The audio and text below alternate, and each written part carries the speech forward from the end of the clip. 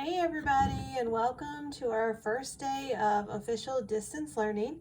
I thought we would start off, because it's been a while since we've been doing some structured math. I thought we would start off with a review of what we learned before we had this extended break.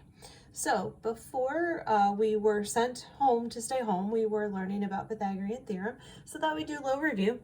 So first thing I want you to do is you'll watch the video and then I'll give you a problem to practice on your own. But we have a couple of practice problems here, and we need to remind ourselves what Pythagorean theorem is.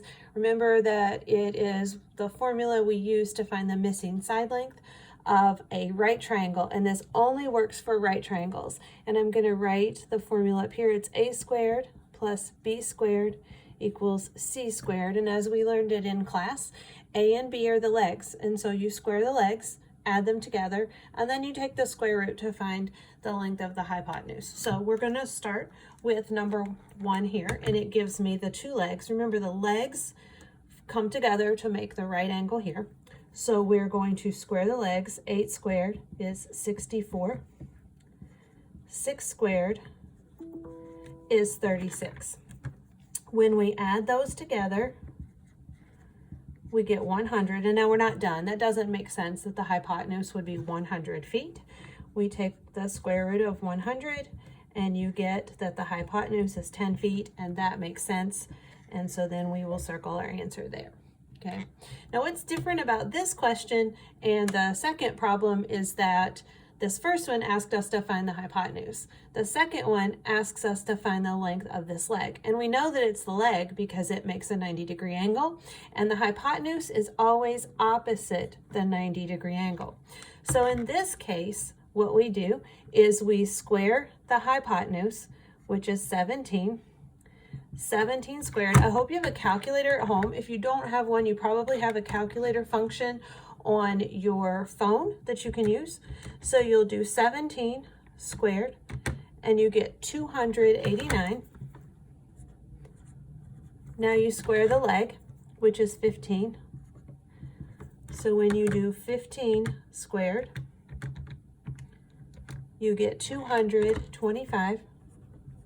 Now I want you to think for a second, would it make sense to add those together to find the length of that leg? That's a short leg.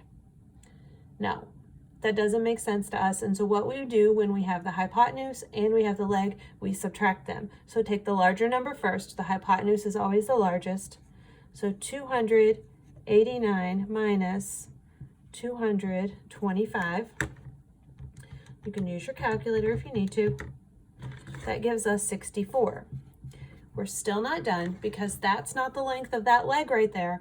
That is the length of that leg squared. So to undo squaring, we have to take the square root of 64, which gives us 8. And so that makes sense that the leg for that right triangle is 8 centimeters. Now we did another kind of problem where we had graphs. We had points plotted. And so we're going to start with this smaller triangle right here. And the problem that I had me to plot 2 points. 2, 4 was my first one, and then 6, 1. And then it said to make a right triangle. So I drew my dotted lines in here. So I'm making a right angle here and my hypotenuse. Now to find the measure of the sides of this for my legs, it's very easy to just count. This side right here is 3 units, and this one is 1, 2, 3, 4 units.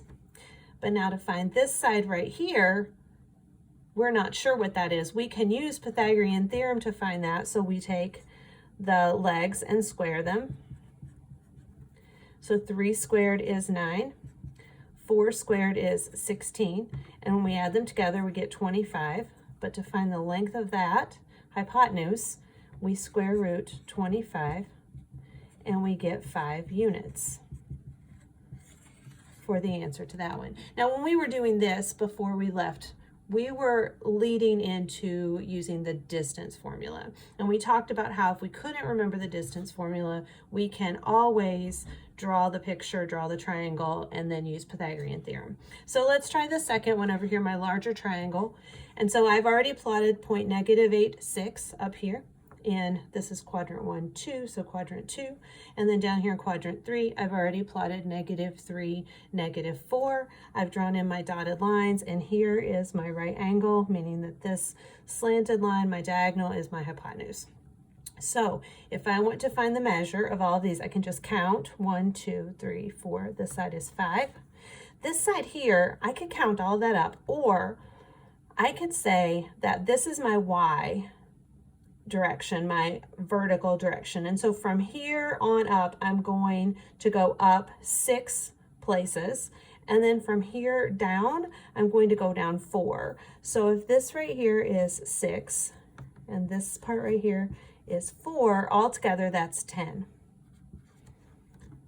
So I was just finding that distance from 6 to -4 to find that right there. Now I can use Pythagorean theorem. 10 squared plus 5 squared. That's 100 plus 25 gives me 125. Now I don't know what that is without using my calculator. So I'm going to use second function square root 125. And so that's going to be approximately, under the 2 squiggles, approximately 11.2 units for this hypotenuse.